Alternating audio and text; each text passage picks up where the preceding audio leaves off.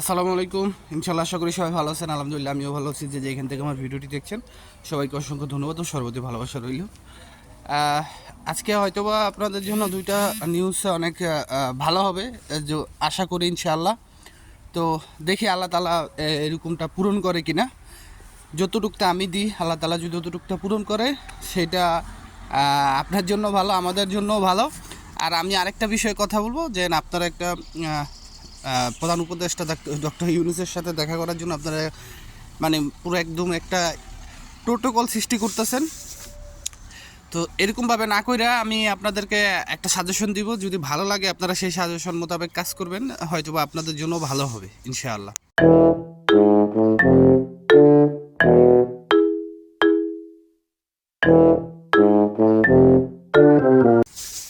তো সব কিছুর জন্য আলহামদুলিল্লাহ। আপনারা গতকালকে বা গত পরশু আমার কয়েকটা ভিডিও দেখছেন, যেখানে আমি ভিডিওতে আপনাদেরকে শ্রীলঙ্কাতে যে নতুন অ্যাপয়েন্টমেন্ট সিস্টেমটা চালু হয়েছে সেই অ্যাপয়েন্টমেন্ট সিস্টেমটা নিয়ে আমি আপনাদের সাথে কথা বলছি, যে শ্রীলঙ্কাতে যেটা চালু হয়েছে। তো সেটা এখন এখন তৈরি কিন্তু বাংলাদেশে চালু হয় নাই, বাট শ্রীলঙ্কাতে চালু হয়েছে, সেখানে তারা এটা নতুনভাবে চালু করছে। দেখেন, প্রোটোকল নাম্বার দিয়ে কিন্তু ইমেলেও কিন্তু আপনারা অ্যাপয়েন্টমেন্ট করছেন, কিন্তু সেই ক্ষেত্রে কিন্তু আপনারা অ্যাপয়েন্টমেন্টে তেমন সারা পান নাই।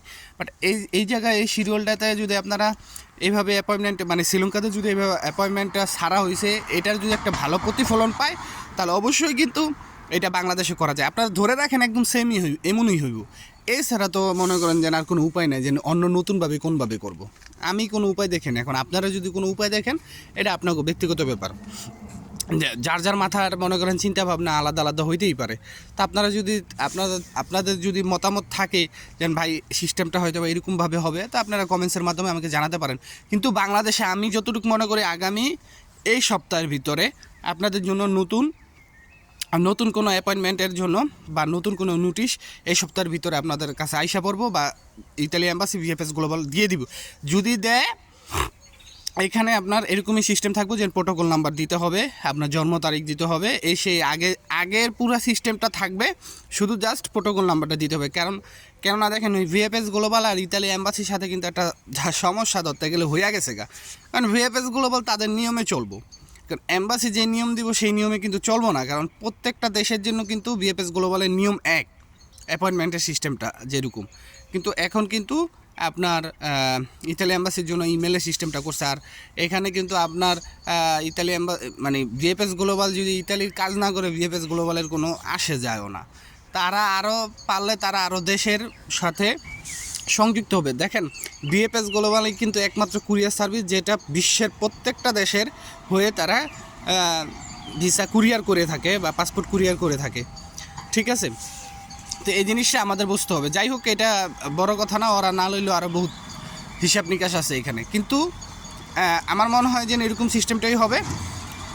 আর দ্বিতীয় যে বিষয়টা আমি বলতে চাই, দ্বিতীয় বিষয়টা হচ্ছে যে আপনারা প্রধান উপদেষ্টার বাসভবনের সামনে যেতে চান একটা আন্দোলন কর্মসূচি করতে, বা প্রধান উপদেষ্টার বাসভবনের সামনে যাওয়া আপনাদের জন্য বিশাল টাফ ব্যাপার। এখন আপাতত এখন বিশাল টাফ ব্যাপার, বাসভবনে যাইতে পারবেন না।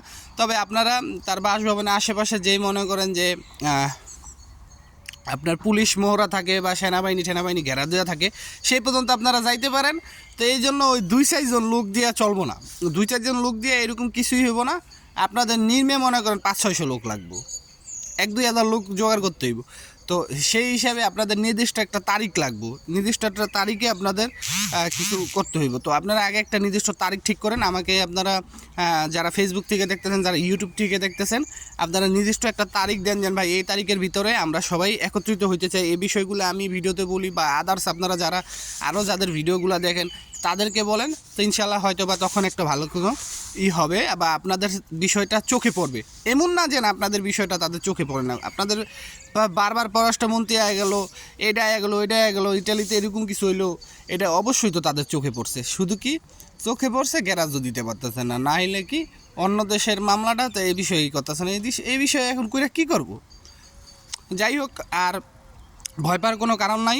যাদের নলস্তা প্রত্যাহার করছে, এটা সাময়িক প্রত্যাহার করছে, তারা তাদের কাজের গতিবিধি বাড়াবে, অথবা তাদের গতিবিধি ধরন এটা চেঞ্জ করবে। এই জন্যই কিন্তু আপনার স্থগিত রাখা হয়েছে নলস্থাগুলি। তো এই নিয়ে কোনো ভয় পাওয়ার কোনো কারণ নেই, যারা জমা দিয়েছেন তাদেরও কোনো ভয় পাওয়ার কোনো কারণ নেই। আশা করি বুঝতে পারছেন। সবাইকে আমি একটা কথাই বলি যে এই যে এম্বাসি এর আপনারা ইতালির আবেদন করে যারা নলস্তা পাইছেন, যদি নলস্তা একটা অরিজিনাল থাকে, যদি মালিক ঠিক থাকে, ইতালির গভর্নমেন্ট আপনাদের নিতে বাধ্য, যদি তারা একবারে কোনো আইনের মাধ্যমে সমস্ত ভিসা ক্যান্সেল না করে, নলস্তা না করে। আশা করি বুঝতে পারছেন। এখন এটা তো আজকের মতো এখানে সবাই ভালো থাকবেন, সুস্থ থাকবেন, সকলের জন্য দোয়া রইল। যদি আপনাদের কাছে কোনো নতুন ইনফরমেশন থাকে অবশ্যই আমাকে জানাবেন। আসসালামু আলাইকুম, আল্লাহ হাফেজ।